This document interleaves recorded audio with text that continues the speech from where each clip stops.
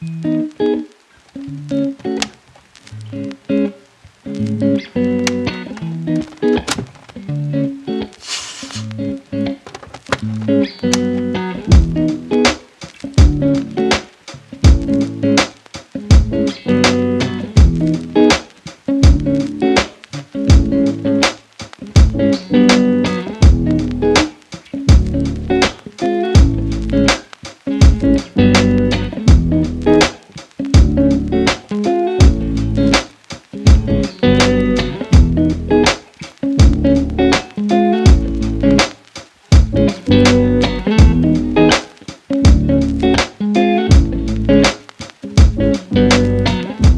guys, it's Hewitt, Stories and Sound. Great to be with you this day for this video called Behind the Music. I'm excited to take you guys on a little behind the scenes look into my routine and my schedule when it comes to my music compositions and my studio time and recording and all that good stuff. So it's spring 2023, it's a Wednesday, and over the next couple weeks, I'm gonna compile some of the things that I do into this video that you're watching right now. So great to be with you. Hope you're having a great day as you're watching this, and I hope you enjoy this content. God bless.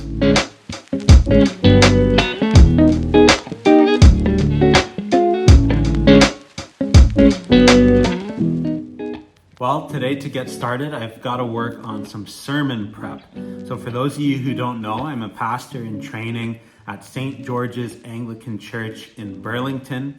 You can check out our sermons and services online on YouTube or go to stgeorgesonline.com. It's a vibrant community, and it's a pleasure and an honor to be involved in ministry in that community. So just some sermon prep today. Going to get into the word and prep a sermon, start looking at my commentaries and do some studying and look to the sermon as I look to preach the sermon on this upcoming Sunday. So going to do that now. Let's dive in.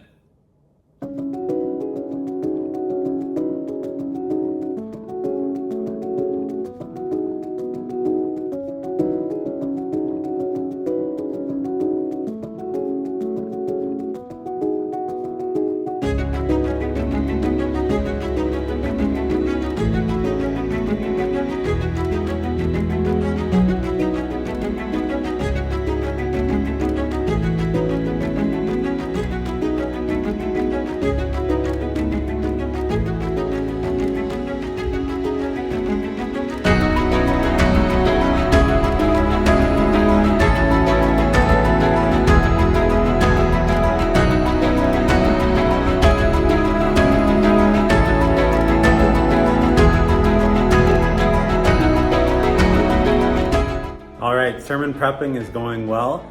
Today I thought I'd just take a quick break to tell you what I've been working on lately as a composer. So one of my focuses these days is music licensing. So really what that is stock music or production music. So basically I'm writing cinematic music or soundtrack music for various companies that have a catalog of music. And so I write music for these companies. And then filmmakers, when they're in need of music for their projects, whether that's a commercial, a film or TV project, maybe an ad or a YouTube video or a podcast, a filmmaker would go license songs from these music libraries, right? It's called stock music or production music, as I said before. So that's one of my focuses these days. So every Friday I try to release a song, whether that's in a cinematic genre or soundtrack or ambient or piano music. That's kind of my focus. Each Friday I release songs that I put up and pitch to music licensing sites as well as to my streaming platforms to grow my artist profile on Spotify and Apple Music. So that's some of the focus that I have lately when it comes to music composition. Now I think a lot of composers when they're starting out, it's a little bit daunting. Like, what do I focus on?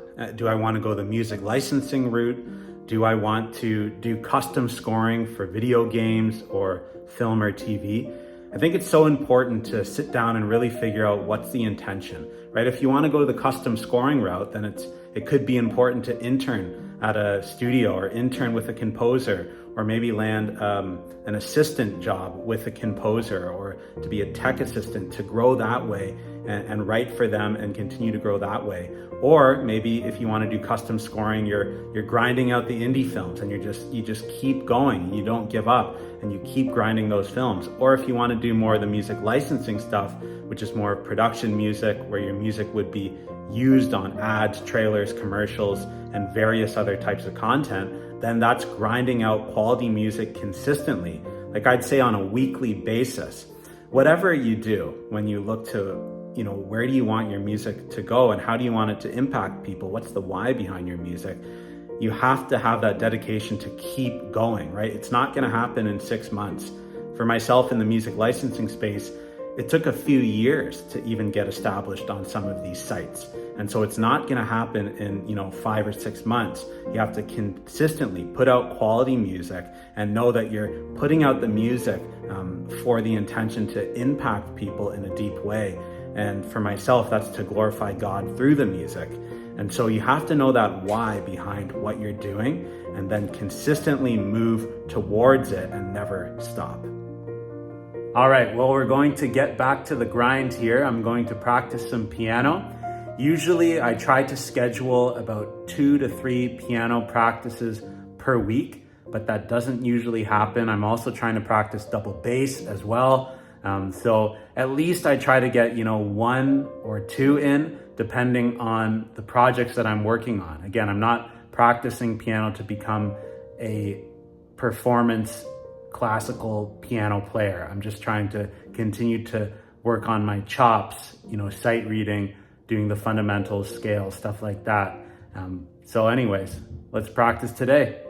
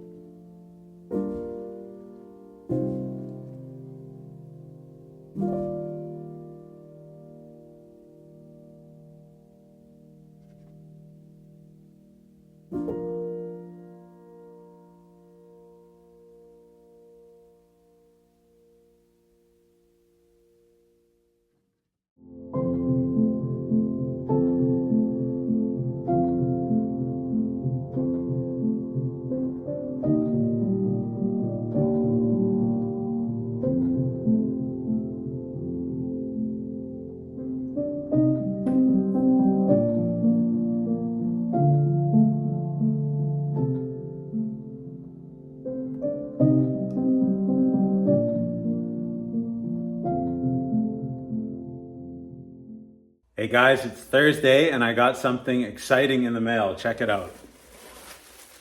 Was waiting for this. The music of the Lord of the Rings films. This is a comprehensive account of Howard Shore's scores by Doug Adams. I had to get this on Amazon.com. Amazon.ca didn't have it. I'm in Canada. Really excited about this for studying his scores and just what the whole process was. I'm definitely going to put this into my weekly study, whether that's with orchestration or theory that I try to do. This is going to be great to go through. I love Lord of the Rings and Narnia, and I love C.S. Lewis with Narnia. I got my books here, and then Lord of the Rings, J.R.R. Tolkien.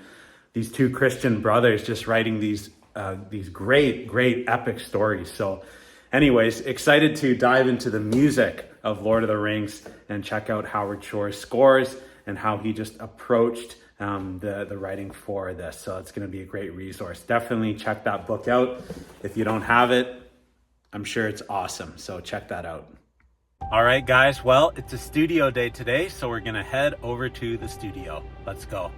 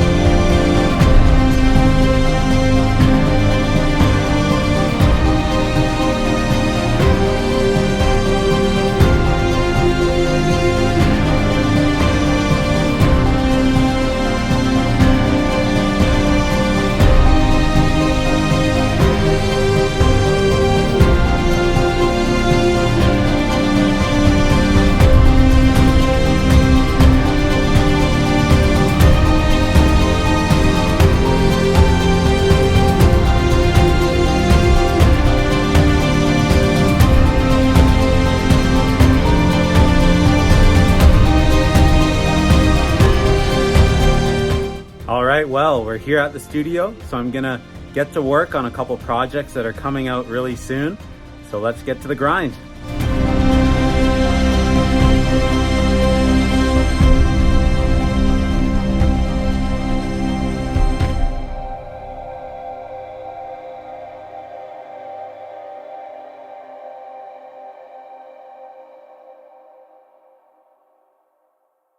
So these days I have three main focuses with the kind of music that I'm writing. Either I'm writing large cinematic music, which is big orchestral music, soundtrack, film score like music, or I'm writing emotional solo piano music, or I'm writing some hybrid cinematic stock music that's more geared towards music licensing. Today I'm working on a track called Salvation, which Lord willing will come out later in June. This is a large form cinematic piece, and so I'm excited to work on that today. I'll show you some parts here. So if I'm going for that larger Hollywood strings sound, that cinematic sound, what I usually do is I use BBC Symphony Orchestra, right? I've got my violin ones playing in divisi on the melody. I've got my violin twos as well, actually supporting that melody. I've then got the viola from BBC playing an octave lower in that melody, supporting. And then I have the Appassionata strings from Spitfire, specifically the close mics for the viola, and that's layering the viola part to give it that more close feel, that gritty feel. I then have the cellos playing the melody again, an octave lower. So essentially, if you have a melody, if you can split that over 3 octaves, you're going to get a powerful sound. And then I also have the BBC cellos playing legato on that melody as well. An important thing that I try to do is layer real instruments as well. So you can hear this here. Sounds pretty bad by itself, but that's myself playing double bass and cello. But when you layer it in with the orchestra, it starts to sound really good. So if you can learn a string instrument even decently, it's quite something. Tune it up, record it, and you'll get that gritty bow sound. Or you can use other samples to give you that close mic feel when layering with the larger ensemble. Okay, so then I have the BBC cellos playing in divisi for all the chords, and then the double bass below that. And that I also have that getting beefed up with sub bass and with brass chords and some choir and some synths as well, layering the low end of the strings with synthesizers, other percussion elements as well, and other instruments. So that's some of the stuff that I try to do. Solidify the orchestral strings part for the larger sound with more reverb, then get some close mic strings in there, whether that's real strings, if possible, even if you're not that great at it, or another sample library with a close mic feel, and layer that in there on the melody, on the mids, and on the lows, and then have synths and subs and all these other things, maybe some brass chords layering with some of the more padded cello divided parts that are happening as well. So that's some things that I try to keep in mind when I'm going for that large Hollywood sound.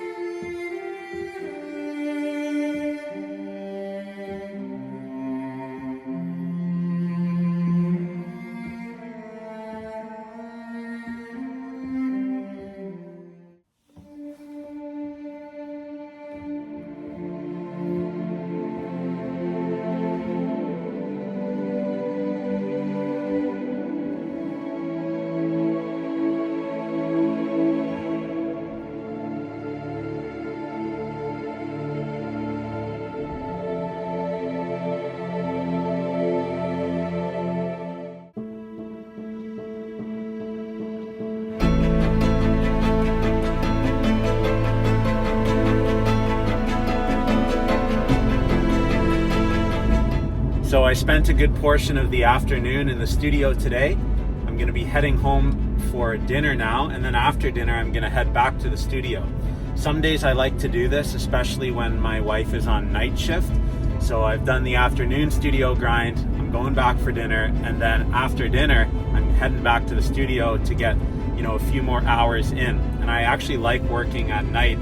Sometimes I call it my late night studio grind. So I'll work into the early hours of the morning, and I love doing that. At night I find that I get into a good groove, and it's really great for me when it comes to my music composition and creativity. Some of you may be asking, how many times do I go to the studio per week? Or you may be wondering that. If it's a preaching week, I try to do a minimum of 2 studio days, usually on Thursdays or Saturdays or throughout the week, depending. At least 2 to 3 if it's a preaching week. If I don't preach, then I have the opportunity to go, anywhere from 2 to 3 to 5 times. I always take Sundays off to focus on the Lord for church, and usually I won't go on a Tuesday if I have church staff meeting. But so basically it's anywhere from 2 to 3 studio sessions and upwards of 4 to 5 depending on the week.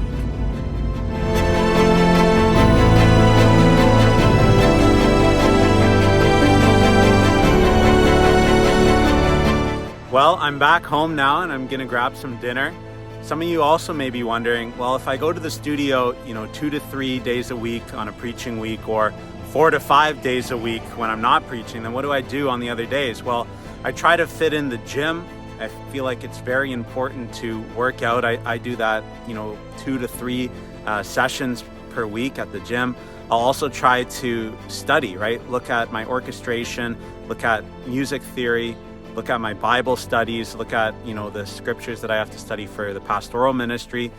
Either try to go to a library or have that session of reading at home. So I'll try to do that as well. And another big part of what I do is really uploading all the music, uploading it to social media, posting about it when it's out, uploading it to distributors to distribute it to Spotify and Apple Music, or pitching my songs to the various music licensing companies that I work with. There's a lot of admin work and emails that have to take place in order for this to happen. And so it's a mixture of all those things, the admin, the study, and the actual music composition itself.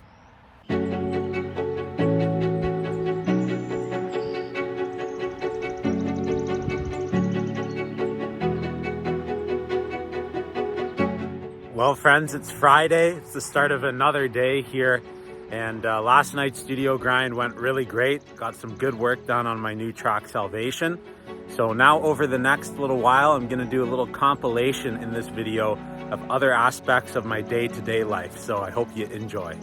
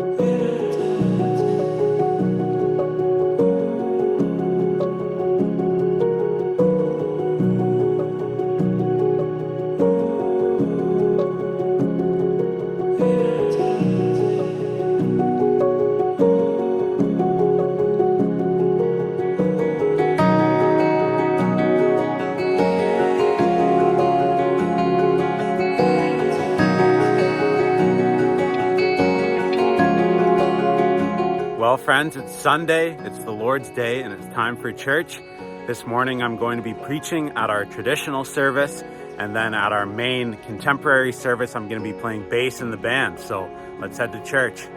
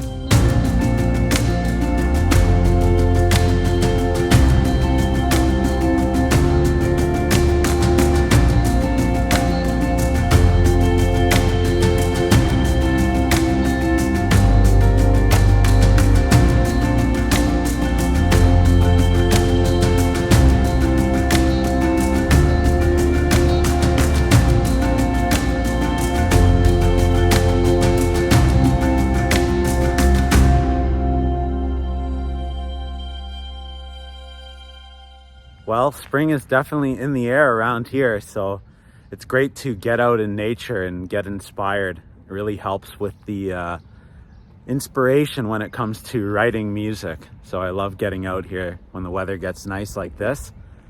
Hopefully it keeps getting nicer this summer. I've been doing a little bit of thinking recently about what my next goals are when it comes to my music composition. And two things are at the top of my mind. One is that as I continue to move into the music production space for stock music or for music licensing, I'd like to be involved in a higher quality production music library. So I'm constantly trying to create high quality cinematic music to put aside for that next opportunity with a larger production music library. And then the second thing is I'd love to consistently work with orchestra. As you'll see later in this video, I've been recording more and more with real players instead of just using the samples, which you can only do so much with. You really need to layer in real players. It's so critical for the music. But I'd like to work on a large scale with orchestra, whether that's working on my conducting or even playing double bass in an orchestra, or working on various film projects that would have the budget for an orchestra, or even growing my artistry to the point that my own artist projects would be able to be larger scale to the point that I could record with an orchestra. So I think those are the two main things that I am trying to focus on. Higher quality music production for production music libraries, as well as that larger goal of consistent work with an orchestra.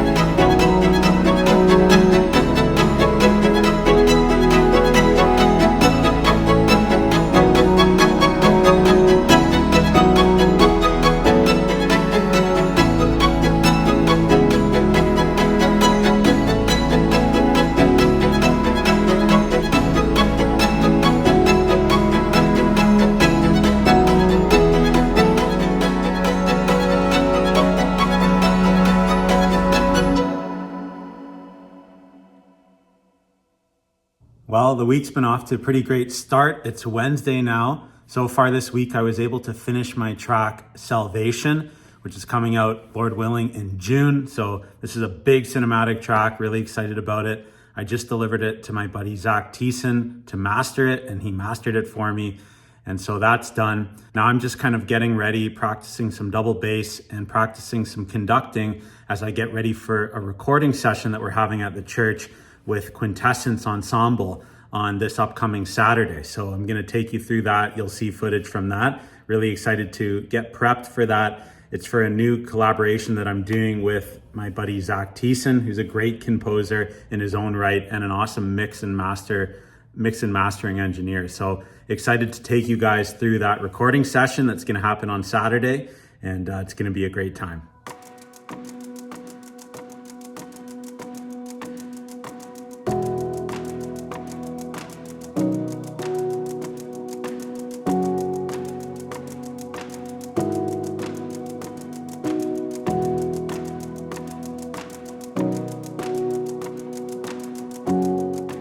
Well, some of you are probably thinking this already, but yes, the winter beard is gone.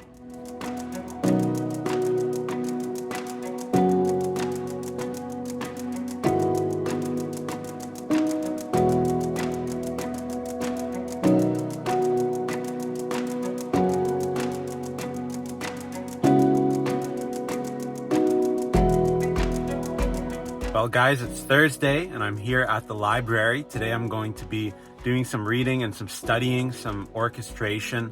I'm looking at that new Lord of the Rings book by Doug Adams to analyze some of Howard Shore's scores and what his approach was for the Lord of the Rings. I'll also do some other reading, probably my Bible readings and other orchestration music theory study. So I like to do this, gonna do that for a few hours and then head over to the studio for the afternoon to work on some new music licensing music, as well as maybe some piano music as well. So we'll see what happens, but let's get to it.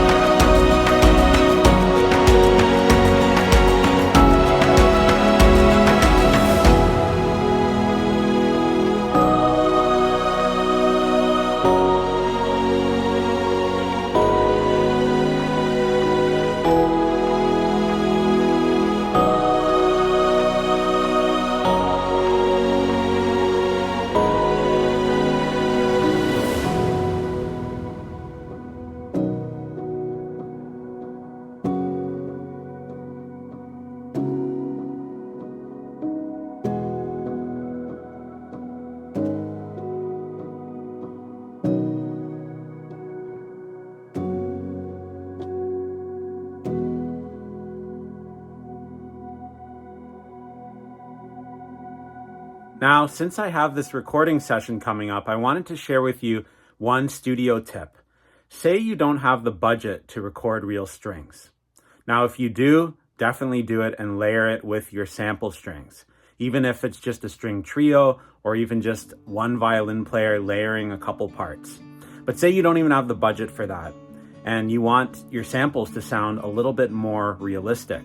What you do is take your samples and then honestly buy a cello and buy a violin.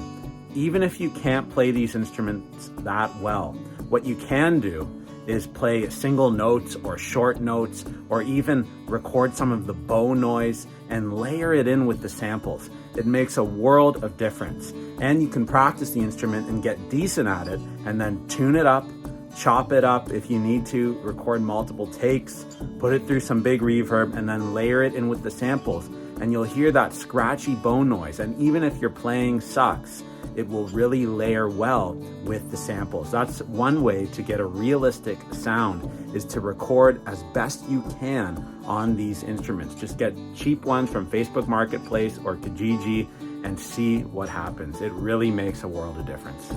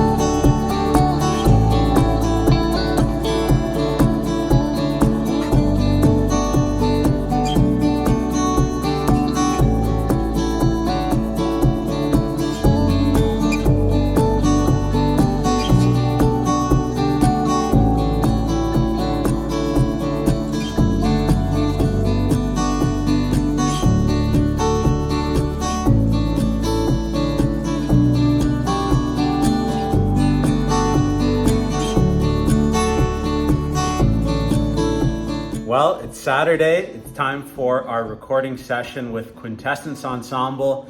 Myself and my buddy Zach Tiessen going to be recording some strings with them for our upcoming collaboration. And we're going to be doing it at the church. So let's head to the church. And I hope you enjoy this behind the scenes look at our recording session today.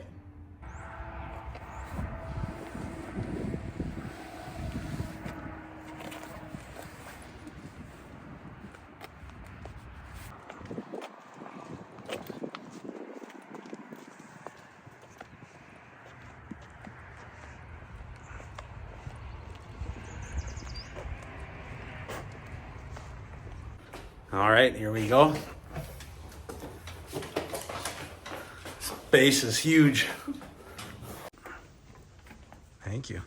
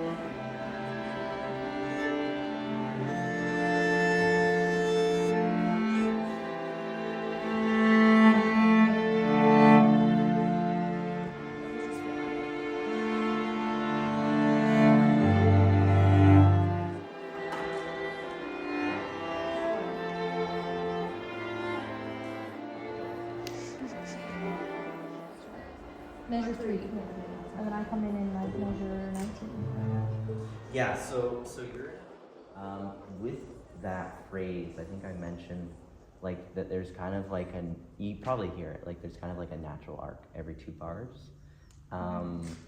When you get to about bar 35, bar 35. So like around 35, like moving up. So like if I'm thinking in terms of dynamics kind of per bar, I have like some rough notes here, but I mean, you'll feel it out.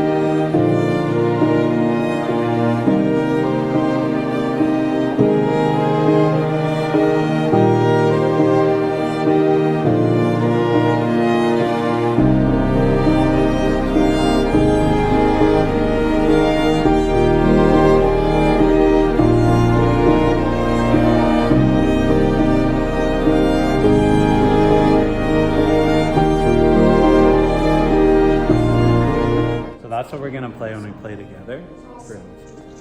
Cello 1, viola, and violin 2. And then, so basically we shouldn't have any timing issues. The melody's not gonna happen until we do that solo. Sounds good. What? You laughing at me? Any time issues? Look at me. No, it's an 18. I'll beat 55 and then let's just go in. Yeah. Okay, let's just do that.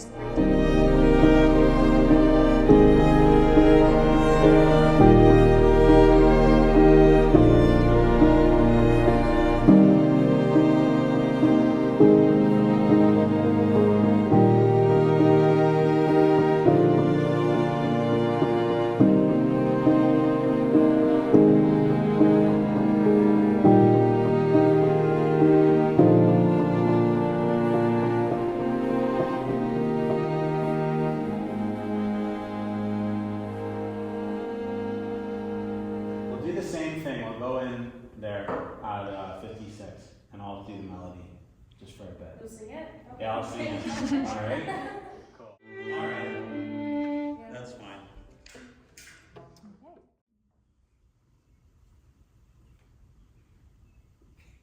Some birds in there. How's that?